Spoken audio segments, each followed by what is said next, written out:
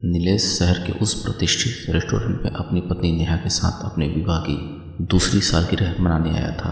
वो ऑर्डर देने ही वाला था कि सामने से एक युवक आता दिखा। लड़की पर नज़र टिकी तो पाया वह उसके प्रिय दोस्त मनीष की पत्नी सुलेखा है। उसके साथ वाले युवक को उसने कभी देखा नहीं था। मनीष के सभी मित्रों और रिश्तेदारों से नीलेश परिचित था। पड़ोसी होने के कारण वे बचपन से एक दूसरे के साथ खेले कूदे और पढ़े थे। यह भी एक संयोग था कि उन्होंने नौकरी भी एक ही शहर में मिली थी। कार्यक्षेत्र अलग होने के बावजूद उन्हें जब भी मौका मिलता वे अपने परिवार के साथ कभी डिनर पर चले जाते तो कभी किसी छुट्टी के दिन पिकनिक पर। उनके कारण उन दोनों की पत्नियां भी अच्छी मित्र बन गई थी। मनीष का ट्यूरिंग जॉब था। वह अपने काम के सिलसिले में महीने में लगभग 10 से 12 दिन टूर पर रहता था। इस बार भी उसे गए लगभग 10 दिन हो गए थे। यद्यपि उसने फ़ोन द्वारा शादी की सालगिरह पर उन्हें शुभकामनाएं दे दी थी, किंतु फिर भी आज उसे उसकी कमी बेहद खल रही थी। दरअसल मनीष को ऐसे आयोजनों में भाग लेना न केवल पसंद था, बल्कि समय पूर्व ही योजना बनाकर वह छोटे अवसरों को भी विशेष बना दिया करता था।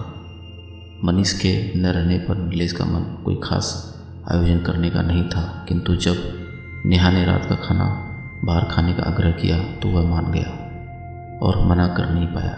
कार्यक्रम बनते ही नेहा ने सुलेखा को आमंत्रित किया तो उसने यह कहकर मना कर दिया कि उसकी तबीयत ठीक नहीं है, पर उसे इस समय देखकर तो ऐसा लगा कि जैसे उसकी तबीयत खराब ही नहीं थी। वह उस युवक के साथ खूब खुश नज़र आ रही थी। नीलेश को सोच में पड़ा देख नेहा ने पूछा तो उसने सुलेखा और उस युवक की तरफ इशारा करते हुए अपने मन का संशय उगल दिया। तुम पुरुष भी किसी औरत को किसी मर्द के साथ देखा नहीं कि मन में शक का कीड़ा कुलबुला उठा। कोई होगा उसका रिश्तेदार या सगा संबंधी, फिर कोई मित्र। आखिर इतने दिन अकेली रहती है, हमेशा घर में बंद होकर तो नहीं रह सकती न कभी तो उसे किसी के साथ की ज़रूरत पड़ेगी, सहयोग की ज़रूरत पड़ेगी। वह प्रतिरोध करते हुए बोली, न जाने क्यों मुझे पुरुषों की यही मानसिकता बेहद बुरी लगती है। विवाह हुआ नहीं कि वे स्त्री को अपनी जागीर समझने लगते हैं। ऐसी बात नहीं है नेहा, तुम ही तो कह रही थी कि जब तुमने डिनर का निमंत्रण दिया था तब सुलेखा ने कह दिया कि उसकी तबीयत ठीक नहीं है, और अब वह इसके साथ यहाँ यही बात मन में संदेह पैदा कर रही है। और तुमने देखा नहीं वह कैसे उसके हाथ में हाथ डालकर अंदर आई तथा उससे हंस हंस के बातें कर रही है। मन का संदेह चेहरे पर झलक ही आया। वह समझदार है, हो सकता है वह दाल भात में मुसलचंद न बनना चाहती हो, इसलिए झूठ बोल दिया हो। वैसे भी किसी स्त्री का किसी पुरुष का हाथ पकड़ना या किसी से हंसकर बात करना सदा संदेहास्पद क्यों हो जाता है। फिर भी अगर तुम्हारे मन में संशय है तो चलो उन्हें भी अपने साथ डिनर में शामिल होने का फिर से निमंत्रण दे देते हैं। दूध का दूध और पानी का पानी हो जाएगा। नेहा ने नीलेश का मूड खराब होने के डर से बीच का मार्ग अपना लेना ही श्रेष्ठ समझा। हाँ, यही ठीक रहेगा। किसी के अंदरूनी मामले में दखल न देने के अपने सिद्धांत के विपरीत नीलेश नेहा की बात से सहमत हो गया। दरअसल वह उस उलझन से मुक्ति पाना चाहता था जो उसके दिल और दिमाग को मथ रही थी। वैसे भी सुलेखा कोई गैर नहीं, उसके अभिन्न मित्र की पत्नी है। वे दोनों उठकर उनके पास गए। उन्हें इस तरह अपने सामने पाकर सुलेखा चौंक गई, मानो वह समझ नहीं पा रही थी कि क्या हो रहा है। दरअसल सुलेखा, हम लोग यहाँ डिनर के लिए आए हैं। वैसे मैंने सुबह तुमसे कहा भी था, पर उस समय तुमने कह दिया कि तबीयत ठीक नहीं है, और अब जब तुम यहाँ आ ही गई हो तो हम चाहेंगे कि तुम हमारे साथ ही डिनर कर लो। इससे हमें बेहद प्रसन्नता होगी। नेहा उसे अपनी ओर आश्चर्य से देखते हुए सहजता से बोली, पर सुलेखा ने झिझकते हुए कुछ कहना चाहा, पर वह कुछ कह न सकी। सुलेखा जी, मनीष नहीं है तो क्या हुआ, आपको हमने कंपनी देनी ही होगी। आप भी चलिए मिस्टर, शायद आप सुलेखा जी के मित्र हैं। नीलेश ने उस अजनबी की ओर देखते हुए कहा, यह मेरा भाई है सुरेश। एकाएक सुलेखा बोली, very glad to meet you Suresh, मैं नीलेश, मनीष का लंगोटिया यार।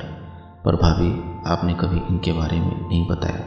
कहते हुए नीलेश ने बड़े गर्मजोशी के साथ हाथ मिलाया। यह अभी कुछ दिन पूर्व ही यहाँ आए हैं, सुलेखा ने कहा। ओ, तभी हम अभी तक नहीं मिले। पर कोई बात नहीं, अब तो अक्सर ही मुलाकात होती रहेगी, नीलेश ने कहा। अजीब पसोपेश की स्थिति में सुलेखा साथ आ तो गई, पर थोड़ी देर पहले चहकने वाली उस सुलेखा तथा इस सुलेखा में जमीन आसमान का अंतर लग रहा था। जितनी देर भी साथ रही चुप ही रही, बस जो पूछते उसका जवाब देती थी। अंत में नेहा ने कह भी दिया, लगता है तुमको हमारा साथ पसंद नहीं आया। नहीं, ऐसी बात नहीं है, दरअसल तबीयत अभी भी ठीक नहीं लग रही है, झिझकते हुए सुलेखा ने कहा। बात आई गई हो गई। एक दिन नीलेश शॉपिंग मॉल के सामने गाड़ी पार्क कर रहा था कि वे दोनों फिर दिखे। उनके हाथ में कुछ पैकेट थे, शायद शॉपिंग करने आए थे। आजकल तो मनीष भी यही है, फिर ये दोनों अकेले क्यों आए? मन में फिर संदेह उपजा। फिर यह सोचकर उसे दबा दिया कि वह उसका मैं मेरा भाई है, भला उसके साथ घूमने में क्या बुराई है। मनीष के घर आने पर एक दिन बातों बातों में नीलेश ने कहा, भाई तुम्हारा मेरा साला आया है तो क्यों न इस संडे को कहीं पिकनिक का प्रोग्राम बना ले। बहुत दिनों से दोनों परिवार मिलकर कहीं बाहर भी नहीं गए हैं। मेरा साला सुलेखा का तो कोई मेरा भाई नहीं है, चौंक कर मनीष ने कहा। पर सुलेखा भाभी ने तो उस युवक को अपना मेरा भाई बताकर ही हमसे परिचय करवाया था। उसे सुलेखा भाभी के साथ मैंने अभी पिछले हफ्ते ही शॉपिंग मॉल से खरीदारी करके निकलते हुए देखा था। क्या नाम बताया था उन्होंने? हाँ, सुयश। नीलेश ने दिमाग पर जोर डालते हुए उसका नाम बताते हुए पिछली सारी बातें भी उसे बता दी। हो सकता है कोई कजिन हो, कहते हुए मनीष ने बात संभालने की कोशिश की। हाँ, हो सकता है, पर पिकनिक के बारे में तुम्हारी क्या राय है? नीलेश ने फिर पूछा। मैं बाद में बताऊंगा, शायद मुझे फिर बाहर जाना पड़े, मनीष ने कहा। नीलेश भी चुप हो गया। वैसे नीलेश की पारखी नज़रों से यह बात छिप नहीं पाई कि उसकी बात सुनकर मनीष परेशान हो गया। ज़्यादा कुछ न कहकर मनीष कुछ काम है कहकर उसके पास से हट गया। उस दिन उससे पहली बार महसूस हुआ कि दोस्ती चाहे कितनी भी गहरी क्यों ना हो, पर कुछ बातें ऐसी होती हैं जिन्हें व्यक्ति किसी के साथ शेयर नहीं करना चाहता। उधर मनीष नीलेश के प्रति अपने व्यवहार के लिए स्वयं को धिक्कार रहा था। पहली बार ऐसा हुआ था कि कोई प्रोग्राम बनने से पूर्व ही अधर में लटक गया, पर वह करता भी तो क्या। नीलेश की बातें सुनकर उसके दिल में शक का कीड़ा कुलबुलाकर नागफनी की तरह डंक मारते हुए उसे दंशित करने लगा। वह जानता था कि उसे महीने में 10 से 12 दिन घर से बाहर रहना पड़ता है। ऐसे में हो सकता है कि सुलेखा किसी के साथ घनिष्ठता हो गई हो, इसमें कुछ बुरा भी तो नहीं है। पर उसे यही विचार परेशान कर रहा था कि सुलेखा ने उस सुयश नामक व्यक्ति से उसे क्यों नहीं मिलवाया, जबकि नीलेश के अनुसार वह उससे मिलती रहती है। और तो और उसने उसका नीलेश से अपना मेरा भाई बताकर परिचय भी करवाया, जबकि उसकी जानकारी में उसका कोई मेरा भाई है ही नहीं। उसे समझ नहीं आ रहा था कि क्या करें, पर सिर्फ अनुमान के आधार पर किसी पर दोषारोपण करना उचित भी तो नहीं था। एक दिन जब सुलेखा बाथरूम में थी, वह उसका सेल फोन सर्च करने लगा। एक नंबर उसे संशय में डालने लगा, क्योंकि उसे बार बार डायल किया गया था। नाम था सूस। नीलेश की जानकारी में सुलेखा का कोई दोस्त नहीं है, फिर भी उससे बार बार बातें क्यों किया करती थी? और अगर उसका कोई दोस्त है तो उसने उसे बताया क्यों नहीं? मन ही मन मनीष ने सोचा तो उसके अंतर मन ने कहा कि यह तो कोई बात नहीं है कि वह हर बात तुम्हें बताए या अपने हर मित्र से तुम्हें मिलवाए, पर जीवन में पारदर्शिता होना सफल वैवाहिक जीवन का मूल मंत्र है। अपने अंदर उठे सवाल का वह खुद जवाब देता कि वह तुम्हारा हर तरह से तो ख्याल रखती है, फिर मन में शंका क्यों? शायद जिसे हम हद से ज़्यादा प्यार करते हैं उसे खो देने का विचार ही मन में असुरक्षा पैदा कर देता है। अगर ऐसा है तो पता लगा सकते हो, पर कैसे?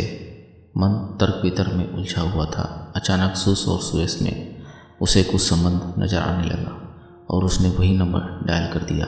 बोलो सुलेखा। उधर से किसी पुरुष की आवाज़ आई। पुरुष स्वर सुनकर उसे लगा कि कहीं गलत नंबर तो नहीं लग गया है, अतः ऑफ करके पुनः लगाया। पुनः वही आवाज़ आई, बोलो सुलेखा।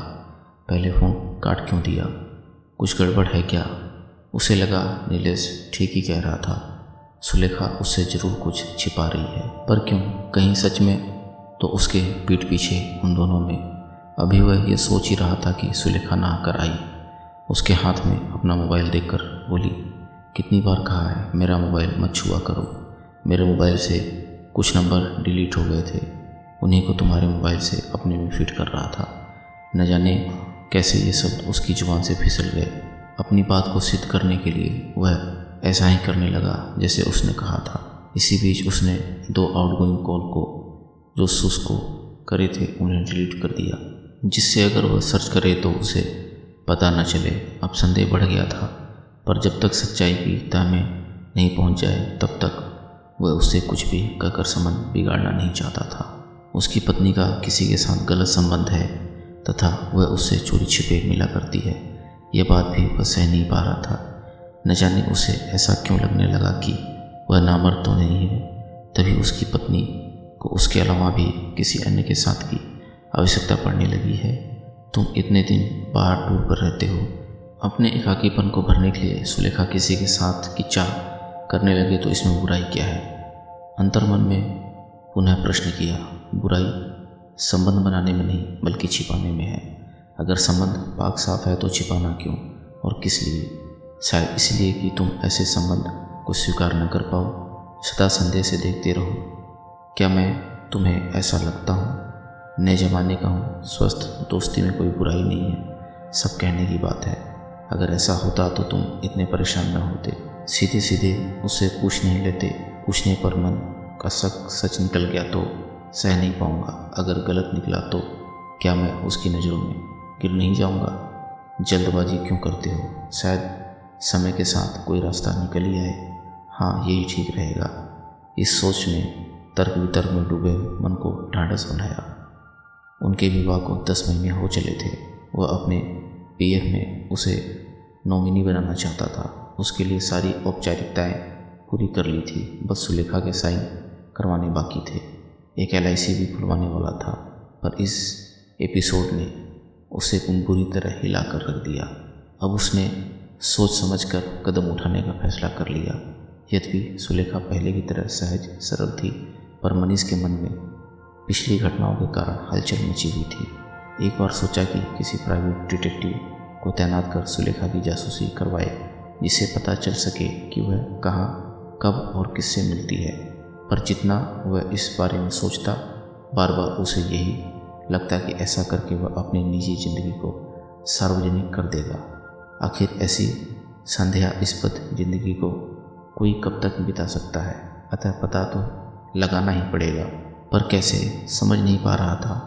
हफ्ते भर में ही ऐसा लगने लगा कि वह न जाने कितने दिनों से बीमार है। सुलेखा पूछती तो कह देता कि काम की अधिकता के कारण तबीयत ढीली हो रही है। वैसे भी सुलेखा का उसकी चिंता करना उसे दिखावा लगने लगा था। आखिर जो स्त्री उससे छिपकर अपने मित्र से मिलती रही, वह भला उसके लिए चिंता क्यों करेगी? उस दिन मनीष का मन बेहद अशांत था। ऑफिस से छुट्टी ले ली है? सुलेखा ने पूछा तो कह दिया तबीयत ठीक नहीं लग रही है, अतः छुट्टी ले ली है। सुलेखा ने डॉक्टर को दिखाने की बात कही तो वह टाल गया। आखिर बीमारी मन की थी, तन की नहीं। डॉक्टर भी भला क्या कर पाएगा? रात का खाना भी नहीं खाया। सुलेखा के पूछने पर कह दिया कि बस 1 गिलास दूध दे दो, खाने का मन नहीं है। सुलेखा दूध लेने चली गई। उसके कदमों की आहट सुनकर उसे न जाने क्या सूझा कि अचानक अपनी छाती को कसकर दबा लिया तथा दर्द से कराने लगा। दर्द से उसे यूं तड़पता देख उसने दूध मेज पर रखा तथा उसके पास क्या हुआ कहती हुई आई। उसके आते ही उसने हाथ पर ढीले छोड़ दिए तथा सांस रोककर ऐसे लेट गया मानो जान निकल गई हो। वह बचपन से तालाब में तैरा करता था, अतः 5 मिनट तक सांस रोक कर रखना उसके लिए बाएं हाथ का खेल था। सुलेखा ने उसके शांत पड़े शरीर को छुआ, थोड़ा झकझोरा, कोई हरकत न पाकर बोली, लगता है ये तो मर गया। अब क्या करूं, किसे बुलाऊं? मनीष को उसकी यह चिंता भली लगी। अभी वह अपने नाटक का अंत करने की सोच ही रहा था कि सुलेखा की आवाज़ आई, सुयस, हमारे बीच का कांटा खुद ही दूर हो गया है। क्या तुम सच कह रही हो? विश्वास नहीं हो रहा है ना? अभी अभी हार्ट अटैक से मनीष मर गया। अब हमें विवाह करने से कोई रोक नहीं पाएगा। मम्मी पापा के कहने पर मैंने मनीष से विवाह तो कर लिया था, पर फिर भी तुम्हारे प्रति अपना लगाव कम न कर सकी। अब इस घटना के बाद तो उन्हें भी कोई ऐतराज़ नहीं होगा। देखो, तुम्हें यहाँ आने की कोई आवश्यकता नहीं है, बेवजह बातें होंगी।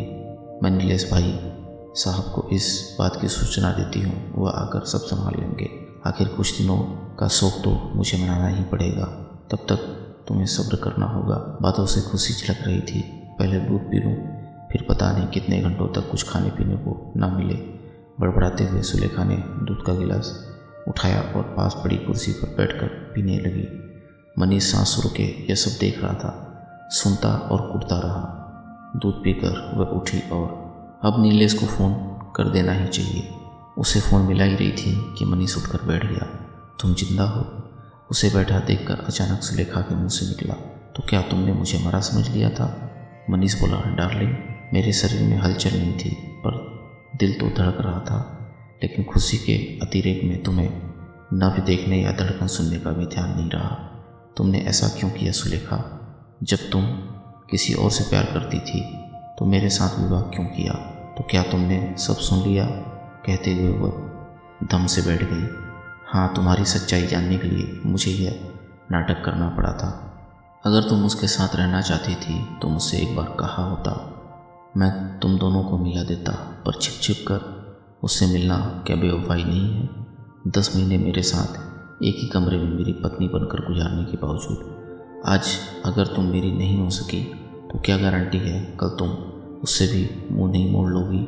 या सुयश तुम्हें वही मान सम्मान दे पाएगा जो वह अपनी प्रथम विवाहित पत्नी को देता? जिंदगी एक समझौता है, सबको सब कुछ नहीं मिल जाता। कभी कभी हमें अपनों के लिए समझौते करने पड़ते हैं। फिर जब तुमने अपने माता पिता के लिए समझौता करते हुए मुझसे विवाह किया तो उस समय अड़िग क्यों नहीं रह पाई? अगर उन्हें तुम्हारी इस भटकन का पता चलेगा तो क्या उनका सिर शर्म से नीचा नहीं हो जाएगा? मुझे माफ़ कर दो मनीष, मुझसे बहुत बड़ी गलती हो गई। सुलेखा ने उसके कदमों पर गिरते हुए कहा, अगर तुम इस संबंध को सच्चे दिल से निभाना चाहती हो तो मैं सब कुछ भूलकर आगे बढ़ने को तैयार हूँ, और अगर नहीं तो तुम स्वतंत्र हो। तलाक के पेपर तैयार करवा लेना, मैं बेहिचक हस्ताक्षर कर दूंगा। पर इस तरह की बेवफाई कभी बर्दाश्त नहीं कर पाऊंगा।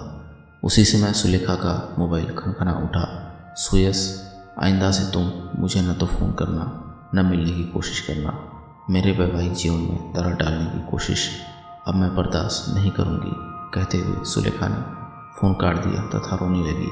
उसके बाद फिर फ़ोन बजा पर सुलेखा ने नहीं उठाया। रोते हुए बार बार उसके मुंह से एक ही बात निकल रही थी, प्लीज़ मनीष, एक मौका और दे दो। अब मैं कभी भी कोई गलत कदम नहीं उठाऊंगी। उसकी आंखों से निकलते आंसू मनीष के हृदय में हलचल पैदा कर रहे थे, पर मनीष की समझ में नहीं आ रहा था कि वह उसकी बात पर विश्वास करे या ना करे। जो औरत उसे पिछले 10 महीने से बेवकूफ़ बनाती रही, और तो और जिसे उसकी अचानक मौत इतनी खुशी दे गई, उसने डॉक्टर को बुलाकर मृत्यु की पुष्टि कराने के बजाय अपने प्रेमी को मृत्यु की सूचना दी। अपने भावी जीवन की योजना बनाने से भी नहीं चूकी। उस पर एकाएक भरोसा करे भी तो कैसे? और जहाँ तक मौके का प्रश्न है, उसे एक मौका और दे सकता है। आखिर उसने उससे प्यार किया है, पर क्या वह उसे वफा कर पाएगी या फिर वह उस पर वही विश्वास कर पाएगा? मन में इतना आक्रोश था कि वह बिना सुलेखा से बात किए करवट बदलकर सो गया। दूसरा दिन सामान्य तौर पर प्रारंभ हुआ। सुबह की चाय देने के बाद सुलेखा नाश्ते की तैयारी करने लगी तथा वह पेपर पढ़ने लगा। तभी दरवाजे की घंटी बजी। दरवाज़ा मनीष ने खोला तो सामने किसी अजनबी को खड़ा देखकर वह चौंका, पर उससे भी अधिक वह चौंका। वह कुछ कह पाता इससे पहले ही मनीष जैसे सब कुछ समझ गया और सुलेखा को आवाज़ देते हुए अंदर चला गया, पर कान बाहर ही लगे रहे। सुलेखा बाहर आई, सुयश को खड़ा देखकर चौंक गई। वह कुछ कह पाता इससे पहले ही तीखे स्वर में सुलेखा बोली, जब मैंने कल तुमसे मिलने या फ़ोन करने के लिए मना कर दिया था, उसके बाद भी तुम्हारे यहाँ मेरे घर आने की हिम्मत कैसे हुई? मैं तुमसे कोई संबंध नहीं रखना चाहती। आइंदा मुझसे मिलने की कोशिश मत करना। सुयश का उत्तर सुने बिना सुलेखा ने दरवाज़ा बंद कर दिया और किचन में चली गई। आवाज़ में कोई कंपन या हिचक नहीं थी। वह नहाने के लिए बाथरूम गया तो सब कुछ यथास्थान था। तैयार होकर बाहर आया तो नाश्ता लगाए हुए सुलेखा उसका इंतज़ार कर रही थी। नाश्ता भी उसके मनपसंद का था, आलू के पराठे और मीठी दही। ऑफिस जाते समय उसके हाथ में टिफ़िन पकड़ाते हुए सुलेखा ने सहज स्वर में पूछा, आज आप जल्दी आ सकते हैं? रिजेंट में बाबुल लगी है, अच्छी पिक्चर है, देखूंगा। न चाहते हुए भी मुंह से निकल गया। गाड़ी स्टार्ट करते हुए मनी सोच रहा था कि वास्तव में सुलेखा ने स्वयं को बदल लिया है या दिखावा करने की कोशिश कर रही है। सच्चाई जो भी हो, पर वह उसे एक मौका अवश्य देगा। दोस्तों, अगर आपको कहानी पसंद आई हो तो चैनल को सब्सक्राइब करें और वीडियो को लाइक करें। हम ऐसी मज़ेदार कहानियाँ आपके लिए लाते रहेंगे।